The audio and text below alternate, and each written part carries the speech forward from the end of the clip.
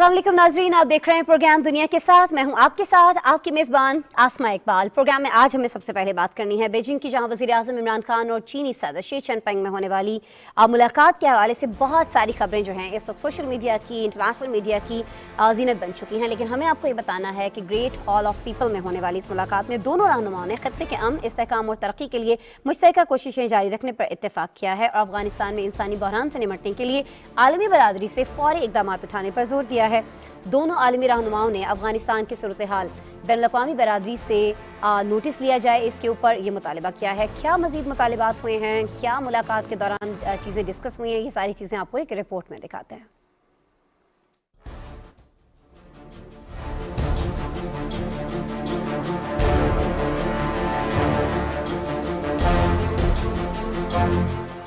वज़ीर-ए-आज़म इमरान खान और चीनी सदर शी जिनपिंग में बीजिंग के ग्रेट हॉल ऑफ पीपल में मुलाकात हुई। अक्टूबर 2019 में वज़ीर-ए-आज़म के दौरा चीन के बाद दोनों रहनुमाओं की पहली मुलाकात थी। फरीकैन ने इस बात के इतराफ़ किया कि पुरअमन और मुस्तहकम अफगानिस्तान से खित्ते में मुआशी तरक्की और रवाबित को फ़रोग़ मिलेगा। उन्होंने आलमी बरादरी पर जोर दिया कि वो अफगानिस्तान में इंसानी बहरान से निपटने के लिए फौरी मदद करे। पाक चीन क़यादत ने आलमी बरादरी से अफगानिस्तान के मुंजमद असासों को बहाल करने का मुतालबा किया। मुलाकात में इत्तफाक किया गया कि मुस्तहकम अफगानिस्तान इक्तिसादी तरक्की और राब्तों को फरोग़ देगा। रिपोर्ट्स के मुताबिक 15 अगस्त के बाद तालिबान हुकूमत पर लगाई जाने वाली आलमी पाबंदियों ने अफगान मईशत को तबाही के दहाने पर धकेल दिया है। तनाज़ात से मुतासरा जनूबी एशियाई मुल्क में एक उभरते हुए इंसानी बहरान जन्म ले रहा है। अक़वाम मुत्तहिदा के मुताबिक निस्फ अफगान आबादी को खुराक की किल्लत का सामना है। बाइडन इंतजामिया ने इस तरह के खदशात को तस्लीम किया है, लेकिन मुमकिना इलाज के बारे में गैर जिम्मेदाराना रहा है। पाकिस्तान और चीन ने अफगान अवाम का मसला आलमी बरादरी के सामने उठाया ताकि इंसानी हमदर्दी और इक्तिसादी ताउन को बढ़ाने के बेहतर रास्ते तलाश किए जा सकें। चीन और पाकिस्तान को खदशात हैं कि अगर सूरत हाल पर काबू न पाया गया तो अफगान मुहाजिरीन के साथ सरहद पार हमलों के लिए अफगान सरजमीन इस्तेमाल हो सकती है। वज़ीर आज़म और चीनी सदर ने पाकिस्तान, अफगानिस्तान से अफ्रीकी वज़राए ख़ारजा के मुज़ाकरात को दोबारा शुरू करने के तरीकों पर बातचीत करने का भी वादा किया। दूसरी जानिब अफगानिस्तान ने अक़वाम मुत्तहिदा की सलामती कौंसिल की रिपोर्ट मुस्तरद करते हुए कहा है कि इमारत इस्लामिया शवाहिद और सबूतों के बगैर ऐसी बेबुनियाद रिपोर्टों को अफगानिस्तान और खित्ते के मफाद में नहीं समझती। रिपोर्ट में कहा गया है कि अफगानिस्तान में बैरूनी ग्रुपों की सरगर्मियां बढ़ गई हैं, जबकि इमारत इस्लामिया को जब से हुकूमत मिली है अफगानिस्तान में बेहतरीन अमन व अमान कायम है। वज़ारत ख़ारजा ने बयान में कहा कि इमारत इस्लामिया दोहा मुआहिदे पर पूरी तरह कारबंद है और किसी को भी ये इजाज़त नहीं देती कि अफगान सरजमीन किसी के खिलाफ इस्तेमाल करे और दूसरों से भी इसी एहतराम की तवक्को रखती है। अफगान वज़ारत ख़ारजा ने उम्मीद जाहिर की कि सलामती कौंसिल समेत तमाम फरीक इन हक़ाइक़ का इदराक करते हुए ज़िम्मेदाराना रवैया अपनाएं। बिल्कुल जी, इन हालात का इदराक किया जाना चाहिए और इसके इदराक के बाद यकीनन बनता तो यही है कि ज़िम्मेदाराना रवैया जो है वो इख्तियार किया जाए। ये रवैया इख्तियार किया जाएगा नहीं किया जाएगा आलमी बरादरी की जानिब से, ख़ास तौर पर अमेरिका की जानिब से। इस पर हम बात कर लेते हैं जी अरशद यूसुफज़ई साहब से, जो कि माहिर हैं अफ़गान उमूर के, इस वक्त वीडियो लिंक पर हमें ज्वाइन कर चुके हैं। उन्हें वेलकम करते हैं। अस्सलाम वालेकुम अरशद यूसुफज़ई साहब। वालेकुम सलाम, बहुत शुक्रिया। अर्शद साहब आपका शुक्रिया, वक्त निकाल रहे हैं। अच्छा अर्शद साहब ये फरमाइएगा, वज़ीर आज़म पाकिस्तान इमरान खान और चीनी सदर ने खित्ते के अमन व इस्तेहकाम के हवाले से बात की है, क्या किया जाना चाहिए क्या नहीं किया जाना चाहिए, इस पर गुफ्तगू हुई है और ख़ास तौर पर अफ़गानिस्तान की सूरत हाल को बेहतर करने के लिए क्या किया जा सकता है, इस पर इंसानी बहरान जो जन्म ले रहा है उससे निमटने के लिए आलमी बरादरी को जो इक़दाम करने चाहिए उस पर जोर दिया गया है। हमेशा से पाकिस्तान का ये स्टांस रहा है अफ़गानिस्तान के हवाले से, चाइना ने भी इसकी हामी भर दी है, मौक़िफ़ की तायीद कर दी है। क्या आलमी बरादरी अब जो है पाकिस्तानी चीनी क़यादत की जानिब से अफ़गानिस्तान के मुंजमद असासे बहाल करने का एक मुतालबा है, इसको सीरियस लेगी? जी, मैं समझता हूँ ये बहुत खुशाइंद बयान है दोनों रहनुमाओं की तरफ से, ख़ुसूसी तौर पर चीन की तरफ से, क्योंकि पाकिस्तान तो शुरू दिन से, जब से अफ़गान तालिबान हुकूमत में आए हैं उस दिन से पाकिस्तानी हुकूमत और ख़ासकर इमरान खान पूरी आलमी बरादरी को ये बावर कराने की कोशिश कर रहे हैं कि अफ़गान अवाम जो इस वक्त बहुत बुरी हालत में है उनको इमदाद की ज़रूरत है। मैं समझता हूँ कि आलमी बरादरी को एहसास है, तभी तो यूनाइटेड नेशंस ने 2 हफ्ते पहले 3 हफ्ते पहले $4.5 بلین کے لیے کال کی، جو ان کی تاریخ میں سب سے بڑی اپیل ہے امداد کے لیے۔ مسئلہ اس میں اب یہ ہے کہ انٹرنیشنل کمیونٹی جو ہے ان کو باوجود اس احساس کے کہ 4 کروڑ افغان جو عوام ہیں وہ انتہائی شدید حالات سے دوچار ہیں، ان کو کچھ مشکلات ہیں، کچھ خدشات ہیں ان کی، اور کچھ ان کی انسرٹنٹیز ہیں۔ وہ ابھی تک یہ سمجھ رہے ہیں کہ افغان طالبان نے پورے وعدے نہیں مکمل طور پر پورے کیے جو انہوں نے دوحہ ایگریمنٹ میں کیے تھے۔ وہ یہ بھی سمجھتے ہیں کہ اگر ہم فنڈنگ شروع کرتے ہیں جلد یا مکمل طور پر تو شاید وہ غلط ہاتھوں میں پہنچ جائے، شاید وہ افغان عوام کے کام آنے کی بجائے یا زیادہ تر ان کے کام آنے کی بجائے افغان طالبان کو مضبوط ہونے میں اس کی مدد مل سکے، تو یہ ان کے پاس خدشات ہیں۔ اسی لیے وہ ان کی کمٹمنٹ بظاہر پریکٹیکل نظر نہیں آ رہی۔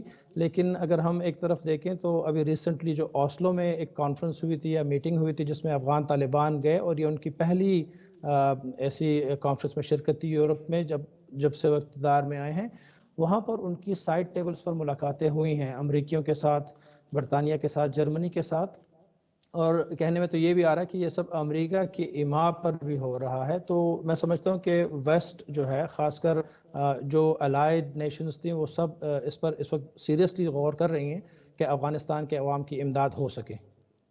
ٹھیک ہے، اچھا اس میں بتائیے گا کہ پاکستان کس طرح سے چائنا کے ساتھ مل کر خود سے یہ سٹیپ لے سکتا ہے؟ بہت ساری جگہوں پر ہم کر بھی رہے ہیں مدد، لیکن اس کو مزید آگے کیسے بڑھایا جا سکتا ہے چائنا کی مدد سے؟ ٹھیک ہے، ہم باقی لوگوں کی طرف دیکھ رہے ہیں، باقی لوگوں سے مطالبہ کر رہے ہیں، وہ مطالبہ ساتھ جاری رہے، میں یہ نہیں کہہ رہی ہوں کہ اس کو ختم ہو جانا چاہیے، صرف ان 2 ممالک کو کر لینا چاہیے، لیکن جب تک وہاں سے کچھ نہیں ہوتا ہے تب تک یہ 2 ممالک کچھ کر پائیں گے؟ جو بیٹھک ہوئی ہے عام چائنا کے اندر، اس میں یہ بات بھی تو ڈسکس ہوئی ہوگی نا؟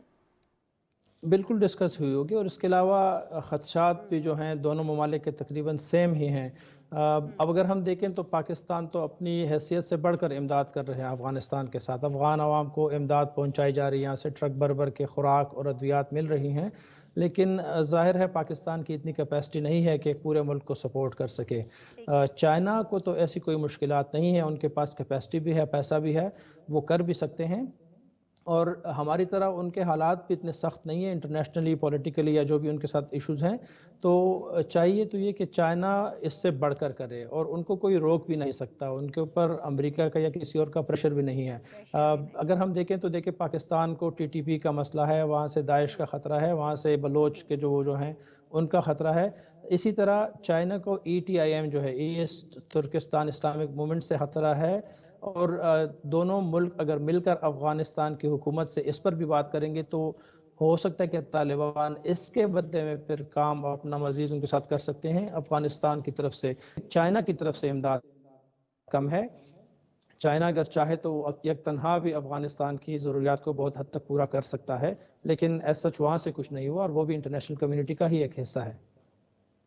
ٹھیک ہے، اچھا یہ جو چین اور پاکستان کے خدشات ہیں دہشت گردی کے واقعات کو لے کر، جس طرح سے ہم دیکھ بھی رہے ہیں، کل بھی افغانستان کی سرزمین جو ہے وہ استعمال ہوئی ہے پاکستان کے خلاف، ہمارے جوان جو ہیں وہ شہید ہوئے ہیں، ان خدشات پر کیا اثر کیا جا سکتا ہے؟ کس طرح سے عالمی برادری، خاص طور پر امریکہ، اس میں مدد کر سکتا ہے؟ اور اگر اس چیز کو لے کر مدد نہیں کی جاتی ہے، اس کو بڑھاوا دیا جاتا ہے یا اس کو بڑھنے دیا جاتا ہے، تو پھر یہ دونوں ممالک کیا کر سکتے ہیں؟ کیونکہ چائنا کو بھی اس پہ تحفظات ہیں اوبویسلی، اور پاکستان کے تو ہیں ہی ہیں، اور پاکستان تو پہلے بھی بہت ساری قربانیاں دے چکا ہے، ابھی بھی کل بھی ہم نے دیکھا ہے کہ ایسی صورتحال ہوئی ہے۔ جی بالکل، بدقسمتی سے ہمارے ساتھ ہی ایسا ہو رہا ہے، کیونکہ جہاں تک میری معلومات ہیں تو ایسٹ ترکستان موومنٹ جو چائنا میں لگے ہوئے جو وہاں کے مسلمان ہیں، وہ افغانستان سے آپریٹو نہیں ہیں، وہ اس وقت ایکٹیو نہیں ہیں، وہاں سے وہ کچھ بھی کارروائی نہیں کر رہے ہیں، جبکہ پاکستان اتنا سب کچھ کرنے کے باوجود ان کے ساتھ اتنا سپورٹ نہیں ہو رہا۔ افغانستان کی حکومت نے ابھی تک TTP کو نہ تو روکا ہے ایز سچ، نہ ان کو یہ بتایا گیا ہے کہ آپ وائلیشن کر رہے ہیں جو ہمارے لیے مشکلات بنا سکتا ہے۔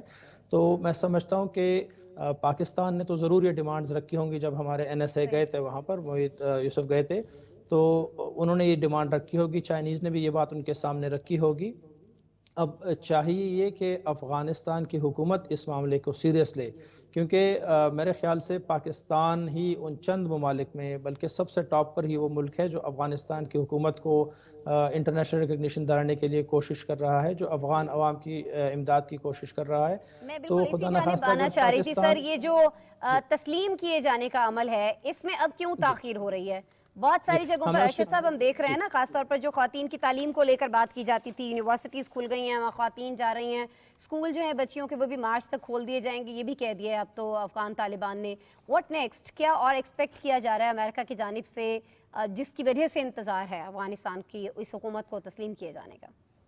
جی بالکل. تو میں پہلے وہ بات ختم کر لوں. افغانستان جی کی پلیز حکومت کو پلیز. چاہیے کہ وہ پی ٹی پی کو روکے، اور کیونکہ دوحہ ایگریمنٹ کے مطابق اگر پاکستان جا کر شکایت کرے انٹرنیشنل کمیونٹی کو کہ ہمارے ساتھ اس طرح ہو رہا ہے، تو وہ کاز بنتا ہے، پھر افغان طالبان کے لیے مسئلے بن سکتے ہیں. اور یہی ان وجوہات میں سے ایک وجہ ہے کہ ریکگنیشن ابھی تک نہیں مل رہی. امریکہ کو اور یورپین ممالک کو خدشہ ہے کہ اگر افغانستان سے اس طرح کے مسئلے بڑھ رہے ہیں، صحیح. داعش موجود ہے وہاں پر جو کہ انٹرنیشنلی مسئلہ بن سکتی ہے، ٹی ٹی پی ہے پاکستان کے لیے مسئلہ بنا رہا ہے. اس کے علاوہ امریکہ اور یورپین ممالک کو یہ بھی ایک مسئلہ ہے کہ کس طرح یو این سینکشنز سے ہٹا جا سکے، کس طرح وہ اس کو مطلب وائلیٹ کیے بغیر جا کر افغانستان کی حکومت کے ساتھ کام کر سکے، چاہے ان کو ریکگنائز کریں یا نہیں. ریکگنیشن میں ایک مسئلہ ان کو یہ بھی آتا ہے، ان کا کچھ خدشہ ایسا ہے کہ اگر افغانستان کی حکومت کو ریکگنیشن مل گئی باضابطہ، تو شاید پھر یہ اپنا وہ جو سخت سٹانس ہے ان کا، وہ ہارڈ لائنر اسلام جو ان کا پہلے تھا، وہ دوبارہ ویزیبل ہو جائے، وہ دوبارہ نظر آ جائے. تو ان کو ایک یہ بھی خدشہ ہے. اور اس کے علاوہ وہ سمجھتے ہیں کہ پریکٹیکلی تو افغان طالبان نے بہت کچھ کیا ہے، لیکن وہ ابھی آؤٹ کم اس کا ویریفائی کرنا رہتا ہے، کیونکہ ان کے مطابق، ان کے جو اسسمنٹس ہیں اس کے مطابق ابھی اسکول مکمل نہیں کھلے، ابھی بچیوں پر وہاں پر پابندی ہے اسکول میں، وہاں پر ہیومن رائٹس کی وائلیشنز ہو رہی ہیں بقول یورپی ممالک کے، اور وہاں پر ابھی تک فریڈم آف اسپیچ نہیں ہے. تو ان کو یہ خدشات ابھی تک ہیں. اور ان کو یہ بھی ایک مسئلہ ہے کہ ٹیرر فائنانسنگ بھی یہاں سے کافی ہو سکتی ہے پھر. تو یہ سب چیزیں ہیں جن کو ریکگنیشن میں مسئلہ بن رہا ہے ابھی تک.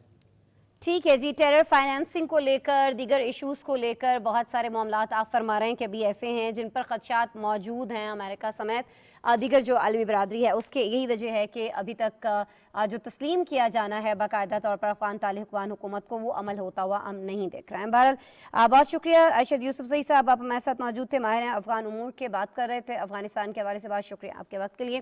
ناظرین، پروگرام میں ہمیں آگے بڑھنا ہے اور بات کرنی ہے ہمیں کرونا وبا کی، اور بتانا آپ کو یہ ہے کہ وبا تو بڑھتی چلی جا رہی ہے، دنیا بھر کے کاروبار جو ہیں، معیشتیں جو ہیں وہ متاثر ہو رہی ہیں، لیکن وہ کیا رہا ہے کہ ایک شعبہ ایسا ہے جس میں بہت زیادہ ترقی دیکھی جا رہی ہے.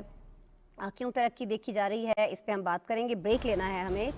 بریک کے بعد جب آپ سے ملیں گے تو ہمارے ساتھ ایک مہمان موجود ہوں گے، ان سے اس چیز پر مزید بات کریں گے کہ کس طرح سے ریئل اسٹیٹ کا جو کاروبار ہے وہ بڑھتا چلا جا رہا ہے ان حالات کے اندر، جب سب لوگ یہ کہہ رہے ہیں کہ جی ہمارے پاس تو جابز نہیں ہیں، ہمارے پاس تو بزنس صحیح نہیں چل رہا ہے. تو جب کسی کے پاس جاب ہوتی ہے، جب کسی کے پاس بزنس ہوتا ہے، تبھی تو وہ سوچتا ہے کہ وہ ریئل اسٹیٹ میں یا اس طرح کے کاروبار کے اندر انویسٹ کرے. تو پھر یہ اس سچویشن میں کیسے ہو رہا ہے؟ بریک لے لیتے ہیں جی، بریک کے بعد دوبارہ ملتے ہیں.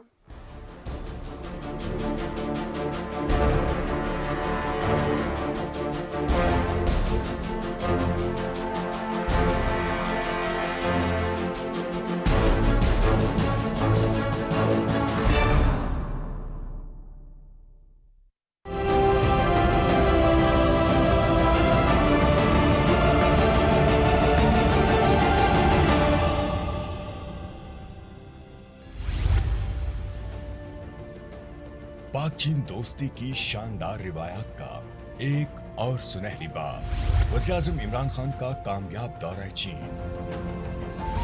دونوں ملکوں کی اعلیٰ قیادت کا خطے میں استحکام اور مشترکہ اقتصادی اہداف کے حصول کے لیے بھرپور عزم کا اظہار.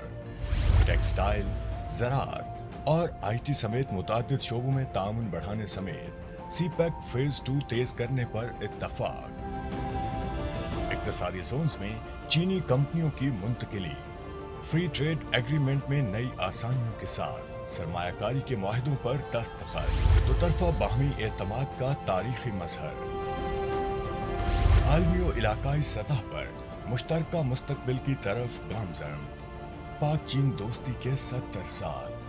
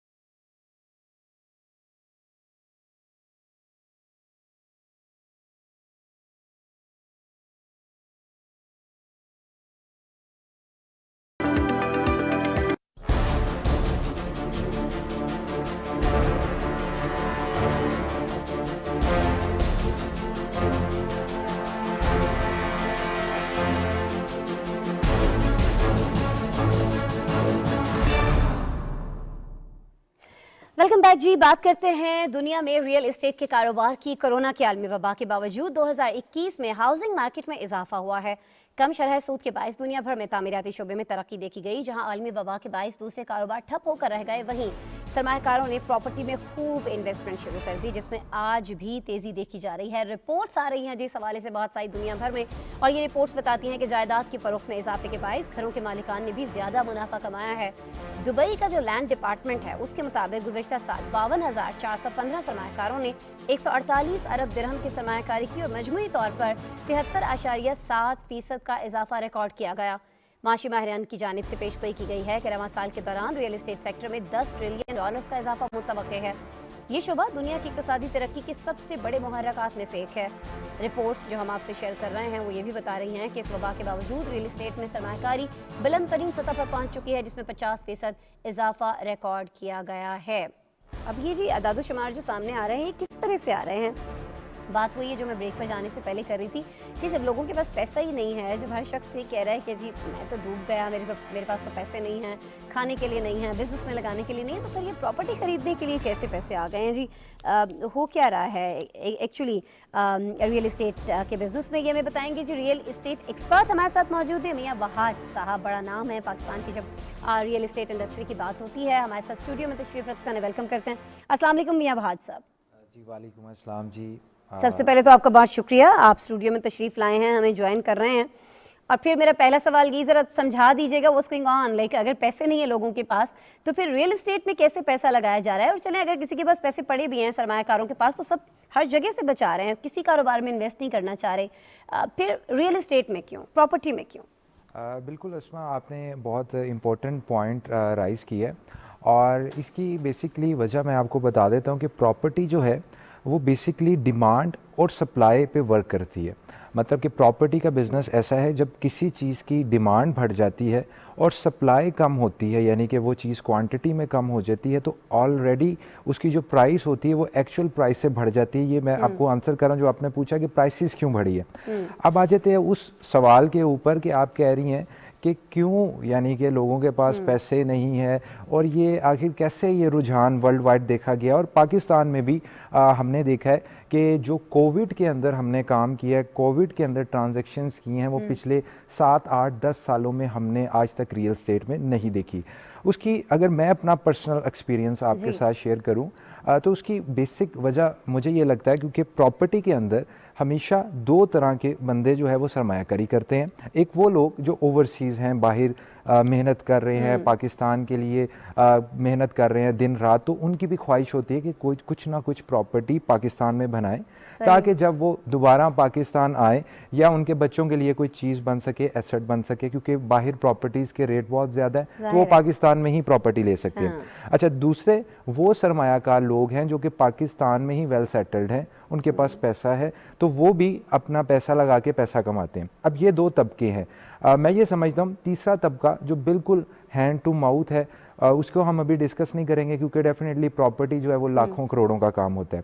अच्छा, ये जो 2 तबके हैं इन्होंने प्रॉपर्टी में इसलिए इन्वेस्ट किया। सबसे पहला तबका जो ओवरसीज़ है, ओवरसीज़ ने इसलिए इसके अंदर इन्वेस्ट किया, जो मेरी पर्सनल ऑब्जर्वेशन है, क्योंकि हमारी क्लाइंट्स के साथ मीटिंग्स भी होती है, बातचीत भी होती है। जब भी किसी शख्स ने प्रॉपर्टी लेनी होती है वो हमारे साथ पूरा प्लान डिस्कस करता है, अपने इमोशंस शेयर करता है, अपनी फीलिंग शेयर करता है, क्योंकि हमारी उनके साथ एक डिटेल कन्वर्सेशन होती है। उसके बाद वो किसी पॉइंट पे पहुंचता है कि ठीक है जी, मुझे ये प्रॉपर्टी चाहिए। सही। अब हमने ये देखा है कि जो ओवरसीज़ बंदा है उसने, जब कोविड के हालात आए, बहुत सारे लोगों की वहाँ पे जॉब्स चले गई, लेकिन वो लोग 4-5 साल से 10 सालों में उन्होंने कुछ ना कुछ सरमाया जमा किया हुआ था। तो उन्होंने उस वक़्त ये फील किया कि हमें तो नहीं पता कि अब क्या बनता है हमारे साथ, लेकिन एटलीस्ट हम अपने घर वालों के लिए जो हमारे पास पैसे हैं, जो हमने परदेश काटा है, हम यहाँ पे प्रॉपर्टी ले लें जो हमारे बच्चों के काम आ जाए, यानी कि डिमांड इंक्रीज़ हो गई।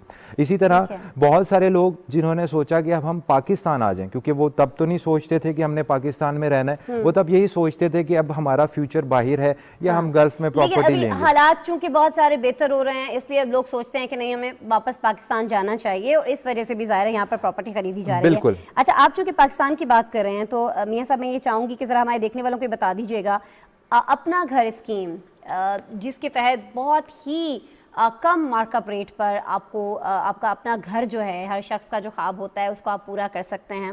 اس کے تحت کیا مراد دی جا رہی ہیں حکومت کی جانب سے؟ کیا صرف اس میں یہ ہے کہ جی مارک اپ ریٹ کم ہے یا پھر ریئل اسٹیٹ سیکٹر کو کچھ اور بھی چیزیں دی گئی ہیں جس سے اس کاروبار میں اضافہ ہو رہا ہے, عام آدمی کا بھلا ہو رہا ہے؟ دیکھیں اگر گورنمنٹ کی میں بات کروں, اپنا گھر اسکیم ڈیفینیٹلی گورنمنٹ نے ایک بہت اچھا انیشیٹو لی ہے.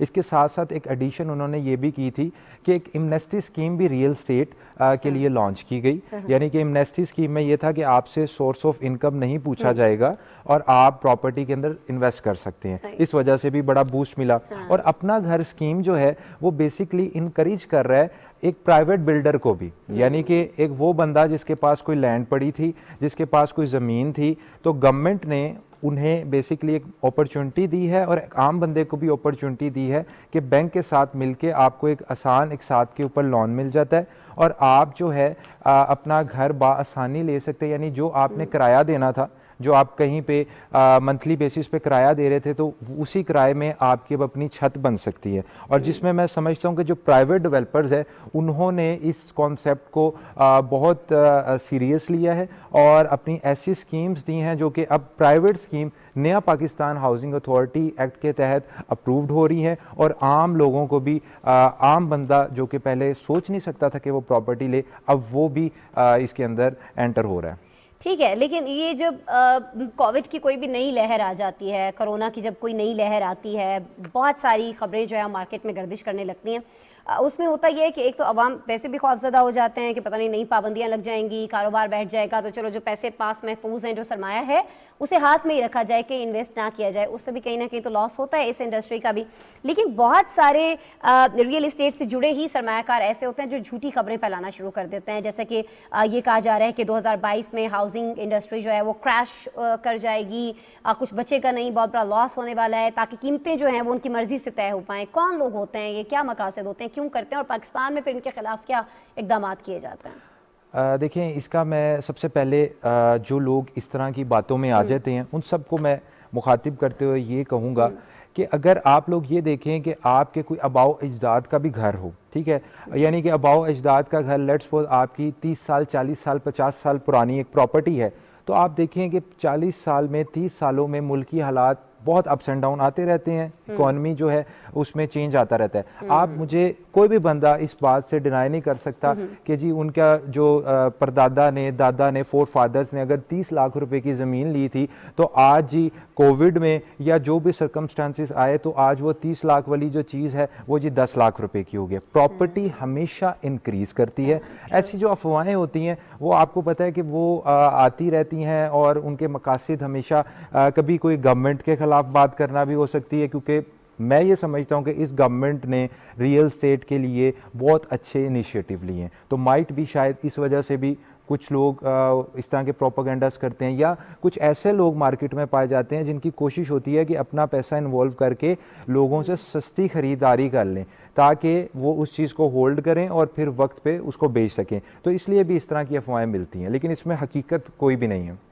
ٹھیک ہے. اچھا ایک چیز, کیونکہ آپ ریئل اسٹیٹ ایکسپرٹ ہیں, لوگوں کو بہت سارے مشورے آپ سوشل میڈیا پر بھی دے رہے ہوتے ہیں, یوٹیوب پر بھی دے رہے ہوتے ہیں, بہت ساری ایسی اسکیمز ہیں پاکستان کے اندر جس کے خلاف موجودہ حکومت نے بہت سارے اقدامات بھی کیے ہیں. خاص طور پر اسلام آباد کے اندر ہم نے بہت سارے اقدامات ہوتے ہوئے دیکھے ہیں جو جعلی ہوتی ہیں. ان کے پاس کوئی زمین نہیں ہوتی ہے لیکن وہ لوگوں کو وہ زمین جو ہے وہ بیچ دیتے ہیں.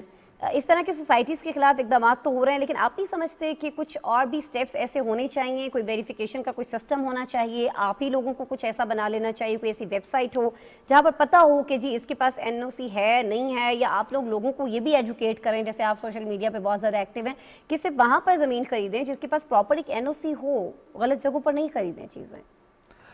دیکھیں آپ نے بڑا اچھا سوال کیا ہے اور ہم بھی کوشش کر رہے ہیں کہ اس کے اندر کنٹریبیوشن کر سکیں. ہمارا سوشل میڈیا یوٹیوب کے اوپر ہم آلریڈی لوگوں کو گائیڈنس فراہم کر رہے ہیں, اور اس کے علاوہ ہم کوشش کر رہے ہیں, میں یہ سمجھتا ہوں کہ اس میں سب سے پہلے ہمیں اس کی جو جڑ ہے उसको ठीक करना पड़ेगा। इसकी जड़ है जो रियल्टर्स हैं, यानी कि वो लोग जो प्रॉपर्टी की खरीदो फरोख्त करते हैं। आम शख्स को घर बैठे प्रॉपर्टी का नहीं पता होता, उसको कोई ना कोई रियल्टर बताता है, कोई ना कोई रियल एस्टेट एजेंट बताता है। तो मैं ये समझता हूँ जैसे इंटरनेशनली हम इंटरनेशनल प्रॉपर्टीज़ को डील करते हैं तो हमें एक लाइसेंस चाहिए होता है, एक लाइसेंस रिक्वायर्ड होता है। बाहर की प्रॉपर्टीज़ हम उस लाइसेंस के बगैर नहीं बेच सकते और हमारी हर ट्रांजैक्शन बाहर रिकॉर्डेड होती है, यानी कि हम किसी के साथ गलत बयानी नहीं कर सकते।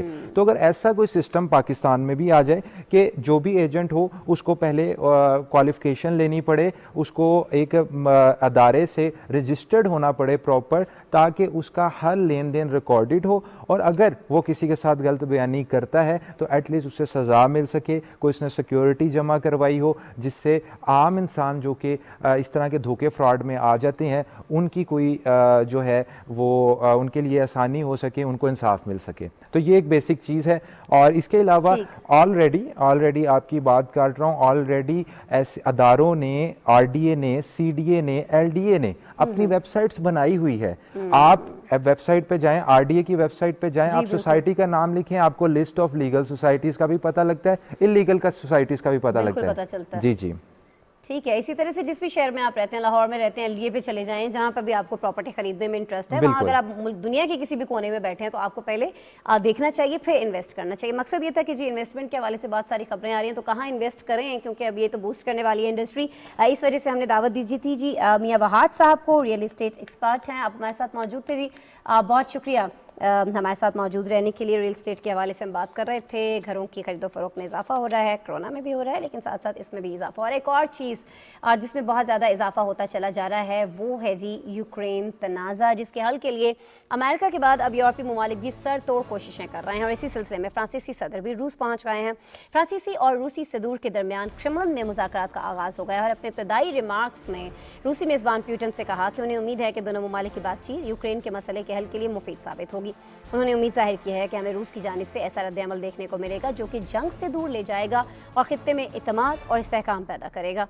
नाज़रीन, रूसी सदर ने भी यूरोप में सिक्योरिटी बहरान को हल करने में फ्रांस की कोशिशों को तस्लीम किया है। रूसी सदर ने कहा कि वो मौजूदा फ्रांसीसी क़यादत के यूरोप में सलामती के मसले के हल के लिए जारी कोशिशों के बारे में आगाह हैं। रूसी सदर व्लादिमीर पुतिन से मुलाकात के बाद फ्रांस के सदर कल यूक्रेन भी जाएंगे और यूक्रेनी सदर से भी मुलाकात करेंगे। दूसरी जानिब जर्मनी और बरतानिया ने रूस के सरहदी इलाकों में इजाफी अफवाज तैनात करने का इंदिया दे दिया है। जर्मनी के वज़ीर दिफा क्रिस्टेन का कहना है कि जर्मनी नेटो इत्तेहाद के मशरकी हिस्से को तक़वियत देने के लिए मज़ीद 350 फ़ौजी जो हैं वो लिथुआनिया भिजवाएगा, जबकि बरतानवी वज़ीर दिफा ने पोलैंड में मज़ीद 350 फ़ौजी भेजने का इशारा दिया है।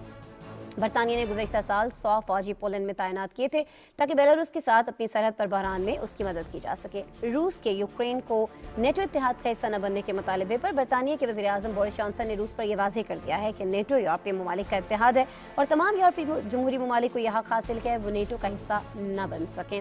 अब यह चाहें तो बन जाएं, उनकी अपनी मर्जी है, लेकिन साथ ही बरतानवी वज़ीर आज़म का यह भी कहना था कि रूस के नेटो इत्तेहाद के बारे में खदशात बेबुनियाद हैं। नेटो सिर्फ एक दिफाई इत्तेहाद है और हम रूस के साथ मिलकर इस मसले का सिफारती हल निकालने की ख्वाहिश रखते हैं। यानी जी कहना उनका यह है कि हर मुल्क को यह हक़ हासिल है, नेटो का हिस्सा बने, किसी को इससे खौफज़दा होने की ज़रूरत नहीं है। इस बयान में अब कहाँ तक हकीकत है उस पर हम बात करेंगे। अगर ऐसा है तो फिर क्यों रशिया को प्रॉब्लम है जी यूक्रेन से, ये सारी चीज़ें हम जान लेते हैं। अतर काज़मी साहब से सीनियर तज्ज़ियाकार हैं, हमारे साथ मौजूद हैं वीडियो लिंक पर, उन्हें वेलकम करते हैं। अस्सलाम वालेकुम अतर काज़मी साहब। जी वालेकुम सलाम। अतर काज़मी साहब, बाकी बातें तो आपसे होंगी यकीनन, पहले ये फरमा दीजिएगा कि फ्रांस और रूस के दरमियान ये जो सुदूर की सतह पर मुज़ाकरात हो रहे हैं, आला सतह पर, आप समझते हैं कि इसका कोई रिज़ल्ट आ सकता है? क्योंकि अब तो बहुत ज़्यादा दिन हो गए हैं इस मसले को, जूं का तूं है मेरे ख्याल में, इसी सिचुएशन को कहते हैं, ना कुछ होके दे रहा है, ना जंग की तरफ, वो तो वैसे थैंक गॉड के नहीं जा रहे हैं उस तरफ, लेकिन कुछ और भी हल नहीं दिखाई दे रहा है ना अतर साहब? देखिए, अगर कोई हल निकलेगा तो हल हमेशा बातचीत के जरिए निकलता है। सदर मैक्रोन के साथ सदर पुतिन की पहले टेलीफोन के ऊपर भी काफी दफा बातचीत हुई है। अब वो खुद जाती हैसियत में वहां पे पहुंचे हैं रशिया में, और कोरोना की सूरत हाल के बावजूद उनका वहां पे जो फेस टू फेस मीटिंग हुई है वो यकीनन इस तरफ इशारा करता है कि दोनों फ्रीकैन चाहते हैं कि इस मसले का कोई ना कोई हल निकले। लेकिन जिस तरह आपने भी जिक्र किया कि मसला अभी तक वहीं का वहीं खड़ा है जहां से शुरू हुआ था, इसलिए कि एक तरफ यूरोप और नेटो और अमेरिका का ये मौकिफ है कि रशिया किसी टाइम भी हमला कर देगा, और हम इस तरह की खबरें सुन रहे हैं दिसंबर से कि आज हमला हुआ, कल हमला हुआ। दूसरी तरफ रशिया कहता है हमने हमला नहीं करना, पर हमारे कुछ सिक्योरिटी तहफ़्फ़ुज़ात हैं, आप उसके ऊपर नज़र डालें। तो इस किस्म की सिचुएशन है, उसमें बातचीत से ही मसाइल हल होंगे। तो मेरे ख़्याल में इसको तो एज़ एक आप मुस्बत पेशरफ्त के तौर पे देख सकते हैं। ठीक है, मुस्बत पेशरफ्त के तौर पर देख सकते हैं, लेकिन बाकी ममालिक जो हैं जो इस तरह के बयानात दे रहे हैं कि जी रूस को जो है वो मसला नहीं होना चाहिए, उस पर क्या रद्द-ए-अमल हमें एक्सपेक्ट करना चाहिए रूस की जानिब से? जो अभी तक बयानात सामने आए हैं वो ठीक है, मतलब हम ये समझें कि नहीं जी रूस जिस मौके पर डटा हुआ है कि नहीं जी नेटो का वो होना चाहिए, मेंबर होना चाहिए, ये जो एक्टिविटीज़ वहाँ पर हो रही हैं वो नहीं होनी चाहिए, वो उसके मुतालिबात सही हैं? जी।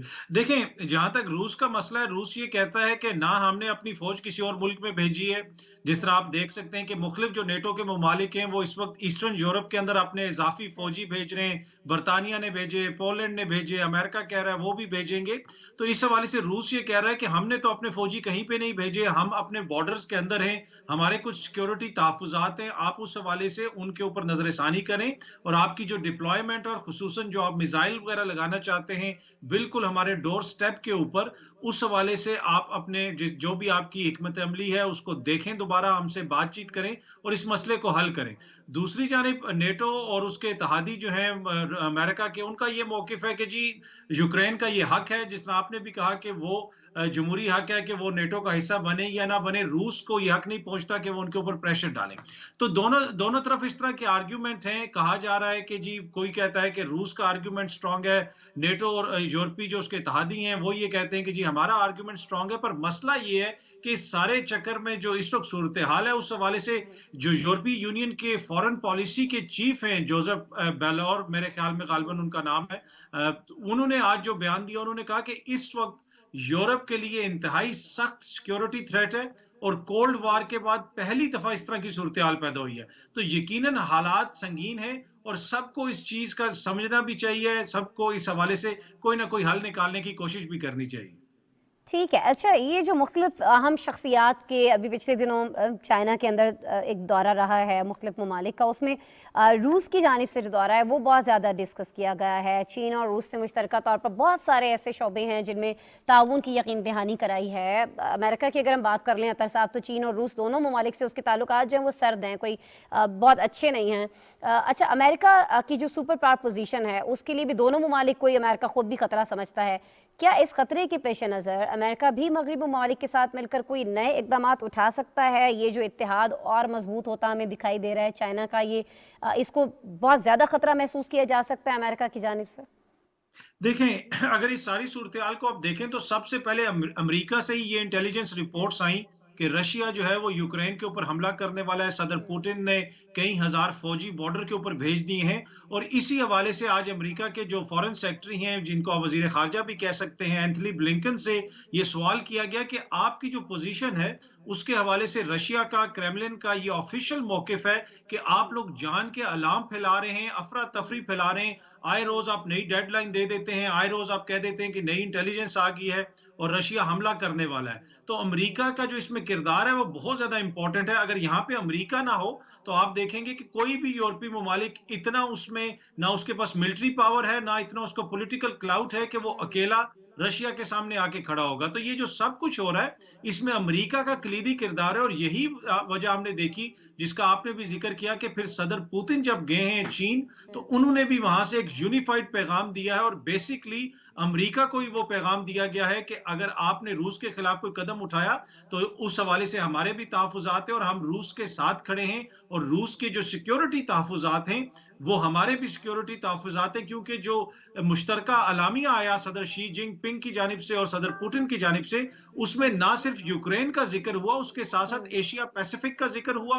वहां पे जो नया मुआहिदा हुआ है ऑस्ट्रेलिया, बर्तानिया और अमेरिका के दरमियान जौहरी आपदोजों के हवाले से, उसका भी जिक्र हुआ। तो वो दोनों ममालिक जो हैं वो ये समझते हैं कि ये सारा जो इत्तेहाद है हमें अंडर प्रेशर लाने की कोशिश कर रहा है, इसी वजह से वो आगे से अब जॉइंट मौक़िफ़ दे रहे हैं। ठीक है जी। अच्छा, ज़रा तुर्की की बात भी कर लेते हैं ना अतर काज़मी साहब। तुर्की के सदर के हवाले से हमने देखा कि गुज़श्ता दिनों उन्होंने एक बड़ा अहम बयान दिया कि मगरिब पर रूस यूक्रेन तनाज़ा जो है बहुत ज़्यादा गलत इल्ज़ाम लगाया जा रहा है जी रूस पर। उनका ये भी कहना था कि अमेरिकी सदर जो बयानात दे रहे हैं उनके भी कोई हकीकत से कोई ताल्लुक़ नहीं है। वो मतलब समझते हैं कि मनफी किरदार है अमेरिका का। آپ کیا سمجھتے ہیں کہ ترکی کیا اس معاملے میں کردار ادا کر سکتا ہے؟ وہ صرف بیانات تک کہ جی اس کے پازیٹیو ہیں، اس کے نیگیٹو ہیں بیانات، اسی حد تک رہے گا، یا واقعتاً کچھ کیا جا سکتا ہے ترکی کی جانب سے؟ دیکھیں صدر پوتن کو پیغام بھی بھیجا صدر اردوغان نے، اور خصوصاً جس وقت وہ یوکرین کے اندر موجود تھے وہاں پہ بیٹھ کے انہوں نے کہا کہ ہماری کوشش ہے کہ یہ مسئلہ اچھے طریقے سے حل ہو، کیونکہ یہاں پہ یوکرین کے ساتھ ساتھ رشیا سے بھی بڑے اچھے تعلقات ہیں ترکی کے، اور ترکی ان سے آپ کو پتا ہے کہ کچھ ایسے سسٹمز وغیرہ بھی لینا چاہتا ہے جس کے حوالے سے امریکہ کے تحفظات ہیں، اور ترکی کا مسئلہ یہ بھی ہے کہ ترکی نیٹو کا حصہ بھی ہے، تو ترکی اس میں کردار تو اپنا ادا کر سکتا ہے، لیکن مجھے نہیں لگتا، اور تجزیہ کار جو ہیں اور جو اینالسٹ ہیں مغرب کے اندر وہ یہ نہیں سمجھتے کہ ترکی اس میں کوئی مین کردار ادا کر سکتا ہے، کوئی ایسا کردار ادا کر سکتا ہے جیسے صدر میکرون کر رہے ہیں یا کوئی جرمنی کے چانسلر کر سکتے ہیں۔ میرا نہیں خیال کہ صدر اردوغان اس طرح کا کوئی کردار ادا کر سکتے ہیں۔ ہاں، ان کے جو بیانات ہیں نیٹو ممبر ہونے کے حوالے سے یقیناً اس کا وزن ہے، اور اس کی وجہ سے پریشر پڑتا ہے نیٹو کے دوسرے ممالک کے اوپر بھی، کیونکہ بار بار رشیا کے اوپر جس قسم کے الزامات لگائے جاتے ہیں کہ وہ گیس بند کر دیں گے، وہ یہ کر دیں گے، وہ جنگ شروع کر رہے ہیں، تو ایک ایسے موقع کے اوپر ایک نیٹو ملک کی جانب سے یہ کہنا کہ اس مسئلے کو غلط طریقے سے ہینڈل کیا گیا ہے، امریکہ اور مغرب اس مسئلے کو حل نہیں کرنا چاہتے، تو میرے خیال میں یہ ایک بڑی اہمیت کا حامل ہے ان کا یہ بیان۔ ٹھیک ہے جی، بہت شکریہ اطہر کاظمی صاحب، آپ براہ راست لندن سے ہمارے ساتھ موجود تھے۔ ہمیشہ جب بھی ہم نے ریکویسٹ کیا آپ وقت نکالتے ہیں، تھینک یو سو مچ۔ اطہر کاظمی صاحب کا جی تجزیہ آپ سن رہے تھے، کیا ہو سکتا ہے کیا نہیں ہو سکتا ہے، یہ بھی وہ بات کر رہے تھے۔ ہمیں آگے بڑھنا ہے جی، اور آگے بھی ہمیں ایک ایسی جگہ کی بات کرنی ہے جہاں پر بہت زیادہ انوالومنٹ کیا بہت زیادہ پابندیاں بھی دیکھنے میں آئی ہیں امریکہ کی جانب سے۔ میں بات کر رہی ہوں ایران جوہری معاہدے کی۔ تہران اور عالمی طاقتوں کے مابین یہ جو جوہری معاہدہ ہے اس کی بحالی کے لیے مذاکرات کا جو اگلا دور ہے وہ کل سے ویانا میں شروع ہو رہا ہے۔ یورپی یونین ان مذاکرات کی قیادت کر رہی ہے۔ ایران نے البتہ جو امریکی پابندیوں میں نرمی ہے ان کا خیر مقدم تو کر دیا، لیکن انہیں ناکافی بھی قرار دے دیا ہے۔ ایرانی وزارت خارجہ کے مطابق امریکی اور یورپی جو ہیں ممالک ان کے موقف میں عملی تبدیلی کے منتظر ہیں، یعنی یہ پابندیاں ہٹائے جانا جنہیں کچھ نہیں لگ رہا، ان کو لگتا ہے کہ عملی طور پر بھی کچھ کرنا چاہیے، یہ کہنے سے کچھ نہیں ہونے والا ہے۔ ایرانی جوہری معاہدے پر اب تک فریقین میں کیوں اتنی ساری دوریاں ہمیں دکھائی دیتی ہیں؟ اب تو پابندیاں بھی ہٹا دیں، اب مزید ایران کیا چاہ رہا ہے، یہ کیا ہو سکتا ہے ان مذاکرات کے اندر، اس سارے معاملے پہ آپ کو ایک ڈیٹیلڈ رپورٹ دکھاتے ہیں۔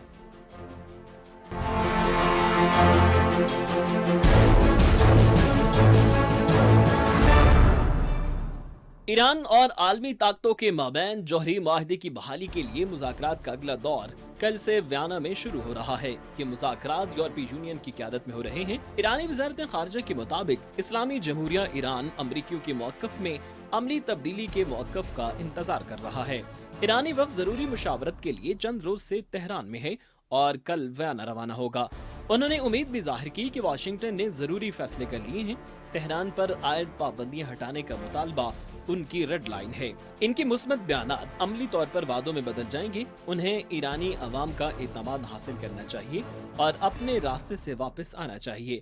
ہم ویانا میں امریکی رویے میں تبدیلی دیکھنے کے لیے منتظر ہیں۔ ایرانی وزیر خارجہ نے 2015 کے جوہری معاہدے کی بحالی کے لیے امریکہ سے ضمانت کا مطالبہ کیا۔ امریکی محکمہ خارجہ کے مطابق وہ 2015 کے مشترکہ جامع پلان آف ایکشن میں واپس جانے کے لیے تکنیکی اقدام کے تحت ایران کے سیول جوہری پروگرام پر پابندیاں ختم کرنے جا رہا ہے۔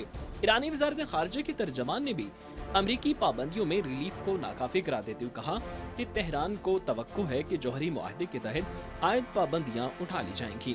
رپورٹس کے مطابق فریقین کے درمیان آخری دور 28 جنوری کو ختم ہوا تھا، جس کے بعد مذاکراتی نمائندے مشاورت کے لیے اپنے اپنے ممالک چلے گئے تھے۔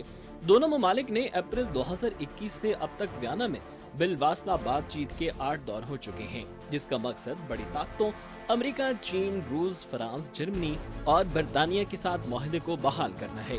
امریکہ اور ایران کی جانب سے تصدیق کی جا رہی ہے کہ یہ مذاکرات اس وقت اپنے آخری مرحلے میں ہیں۔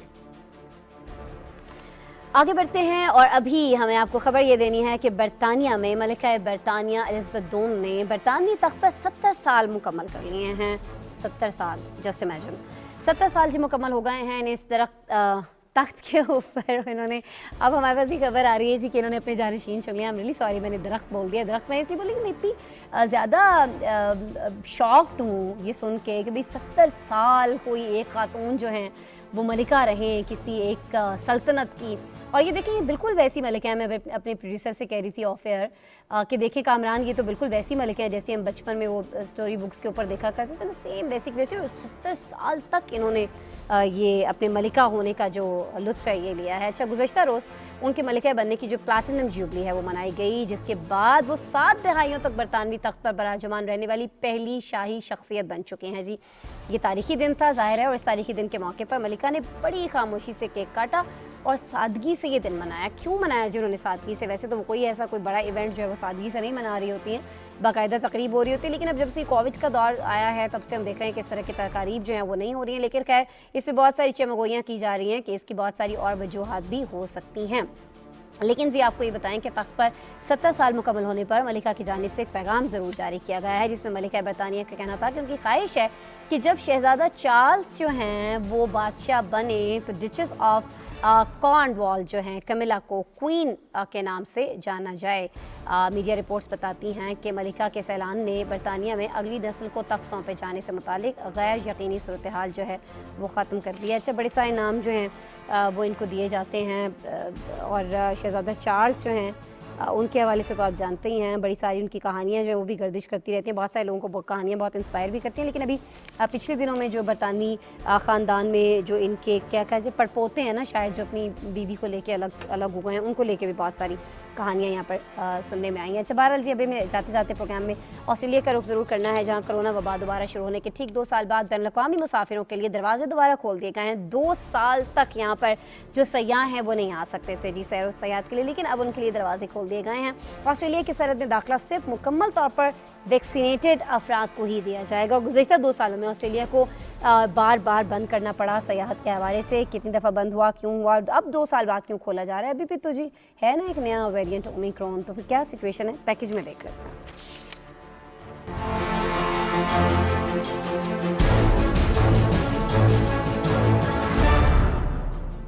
ऑस्ट्रेलिया की सरहदें 2 साल बाद आलमी सफर के लिए खोल दी गईं। कोरोना वबा आने के बाद ऑस्ट्रेलिया ने इससे निपटने के लिए सख्त तरीन इक़दाम किए, जिसके तहत न सिर्फ आलमी मुसाफिरों के आने पर पाबंदी आयद की, बल्कि गुज़श्ता साल ऑस्ट्रेलिया के रहायशियों के भी मुल्क से जाना रोक दिया गया था। हुकाम के इन्हीं इक़दाम की वजह से ऑस्ट्रेलिया में कोरोना केसेस और वबा से होने वाली अमवात काबू में रहीं, लेकिन सियाहत के शोबे को 2 साल में शदीद नुकसान पहुंचा। गुज़िश्ता 2 सालों में बॉर्डर बंदिश की वजह से ऑस्ट्रेलवी सियाहती शोबे को $72 बिलियन का नुकसान उठाना पड़ा। बैनुल-अक़वामी मीडिया रिपोर्ट्स के मुताबिक ऑस्ट्रेलिया ने कोविड-19 के फैलाव को रोकने की खातिर लॉकडाउन की वजह से मुतासर होने वाली मईशत को फ़रोग़ देने और बैनुल-अक़वामी सफर को दोबारा शुरू करने के लिए हालिया महीनों में अहम इक़दाम उठाए हैं। इस सिलसिले में दिसंबर में इब्तदाई तौर पर हुकूमत ने हुनरमंद तारिकीन वतन और गैर मुल्की तलबा के लिए सरहदें दोबारा खोली थी, और अब 21 फरवरी से मुकम्मल तौर पर सरहदें बैनुल अक़वामी मुसाफिरों के लिए खोल दी जाएंगी। मुल्क का बेशतर हिस्सा खुलने के बावजूद मगरबी ऑस्ट्रेलिया में बढ़ते ओमिक्रॉन के केसेस की वजह से अब भी सख्त इक़दाम जारी हैं। मगरबी ऑस्ट्रेलिया में बाहर के लोगों का दाखिला ममनू है, यहाँ तक कि वो लोग जो दूसरी ऑस्ट्रेलियाई रियासतों से ताल्लुक़ रखते हैं वो भी बिना इजाज़त रियासत में दाखिल नहीं हो सकते। सरहदें खोलने के हुकूमती फैसले को सियाहत के शोबे की जानिब से सराहा गया है। सरहदें खोलने के बयान के बाद सरमायाकारी में भी इजाफा देखने में आ रहा है, और ऑस्ट्रेलवी हुकाम की जानिब से उम्मीद जाहिर की जा रही है कि कुछ अरसे में सियाहत के शोबे को हुआ नुकसान पूरा कर लिया जाएगा। प्रोग्राम का वक्त खत्म हुआ। अपना बहुत सारा ख्याल रखिएगा। कल आपसे दोबारा मुलाकात होगी। अल्लाह ने के बाद।